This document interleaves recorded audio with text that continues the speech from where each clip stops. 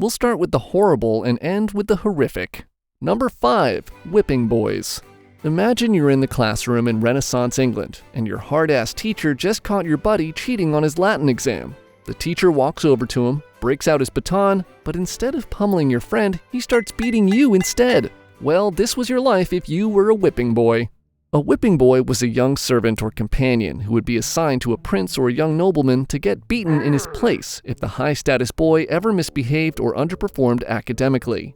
Royal tutors would virtually always hold lower status than nobility, and since it was considered inappropriate to physically strike a prince or a future king, the whipping boy solved the problem of a teacher getting mad at a student and having nobody to take out their frustrations on.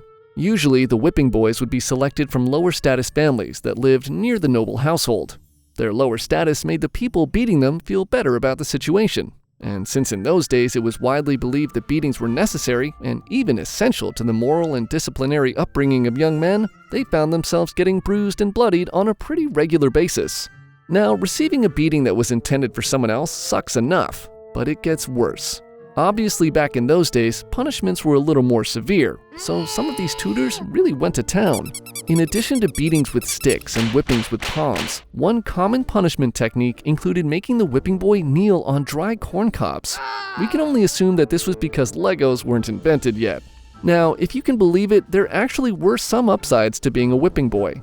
The entire basis for this punishment relied on the fact that the prince or nobility actually cared about their whipping boy. If the prince didn't care about the boy being beat down in his place, he probably wouldn't change his behavior, and it would be a pretty ineffective form of punishment. So for this reason, the whipping boy was usually a close friend of the prince. They would study together, train together, and hang out with each other on a pretty regular basis. They were basically the prince's wingman. To go from a peasant to being buddies with the prince, getting the same upbringing and education, even learning the same skills, that's a pretty nice upgrade, as long as you didn't piss the prince off. Or as long as the prince wasn't an idiot. Number 4. Castrato. If you were a young boy blessed with a golden singing voice in 16th century Europe, you may have been better off just keeping your mouth shut, because if word got out, you could find yourself being made into a castrato. A castrato was a male opera singer who was surgically castrated before puberty to prevent the production of testosterone and ensure that their voice stayed at a high pitch forever. The first castrati were introduced in Europe in the 16th century, when women were banned from choirs and the stage. In order to fill the vocal gaps left by the high-pitched women, choirs developed castrati. That probably wasn't a fun call to get. I lost my job! To who? A kid with no balls. Now, as fun as castration sounds, it was probably even worse than you think. Methods varied, but usually a dose of opium was administered to the boy to knock him into a coma. In other cases, pressure would be put on an artery in the neck so the patient would pass out.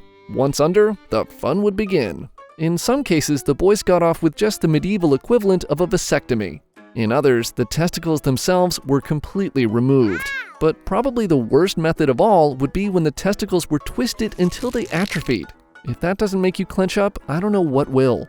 This procedure would usually be done on boys between the ages of 8 and 10 years old, and recovery from the surgery would usually take about 2 weeks.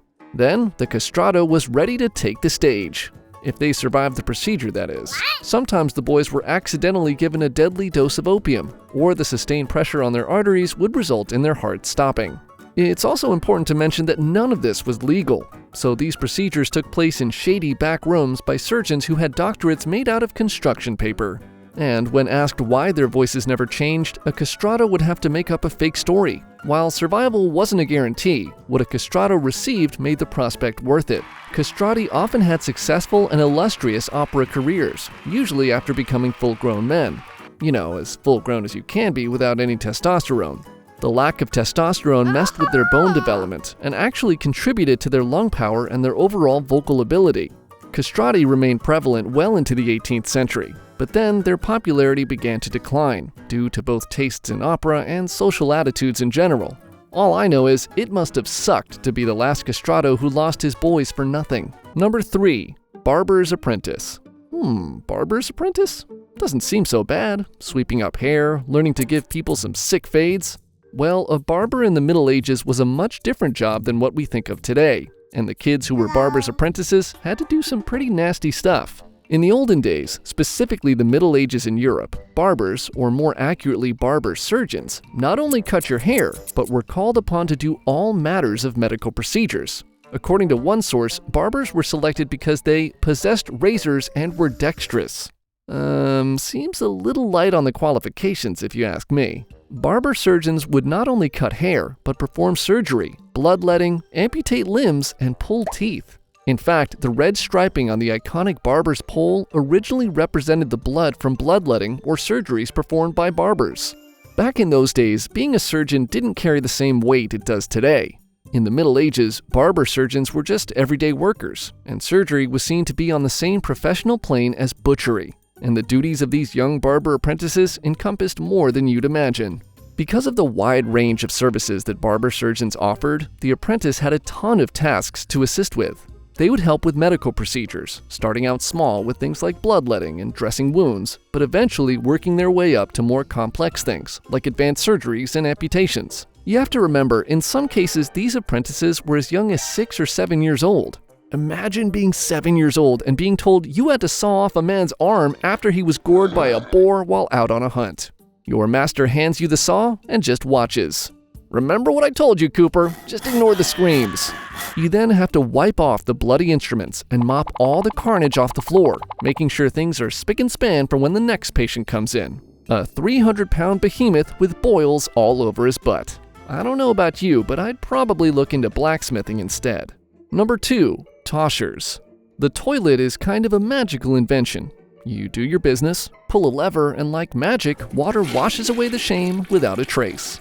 But with great power comes great responsibility. And if something important or valuable like your keys or your limited edition hologram Charizard card somehow ends up flushed down the toilet, you may never see it again. Unless you lived in Victorian England, that is. Back in that time period, there was a job called a Tosher. A Tosher was someone who went down into the vast London sewer systems looking for valuable items. Flush toilets were the new rage, and lots of things ended up getting flushed down those magical holes and into the city's complex sewer systems, and toshing became a way for low-income individuals to make ends meet. And of course, people made their kids do it. The employment of children as toshers is pretty self-explanatory. Tiny kids could more easily navigate the tunnels of the sewers, and their small, nimble frames allowed them to access areas that fully grown adults couldn't get to.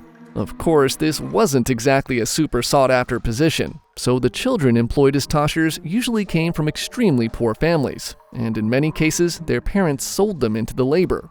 But the job was so much worse than you could ever imagine. Toshers would wade through the sewage-filled tunnels, looking for jewelry, coins, or anything else that could be sold for profit. In addition to being downright disgusting, toshing was also one of the most dangerous jobs in Victorian England. Sewer tunnels flooded often, and many toshers would drown while on the job. The brickwork of the tunnels themselves was quite fragile and could cave in when even brushed up against, and the labyrinth of tunnels was easy to get lost in. A slow, painful death by starvation in the London sewers is the stuff of nightmares. Add to that the constant exposure to human waste and diseases like typhoid and cholera, and you have one of the worst jobs imaginable for anyone, let alone a small child. Oh yeah, and the rats. Diseases aside, the rats in London sewers would bite and scratch the toshers as they tried to rifle through the mud, water, and human waste. An adult against 10 rats? Not a big deal. A 7-year-old against 10 rats? Those are like 50-50 odds. As hard as this is to believe, there were some benefits to being a tosher. The job averaged about 6 shillings a day, which for working-class Victorians was towards the top of the ladder. Eventually, as waste disposal and management improved, toshing became a less sustainable line of work, and the profession died down. Number 1. Matchstick dipper. Matchstick dippers are exactly what they sound like. They were people employed in matchmaking factories, whose primary job was to dip the small wooden matchstick into a vat of chemicals in order to coat the match with a flammable tip. The chemicals used varied, but the mix almost always included white phosphorus and sulfur.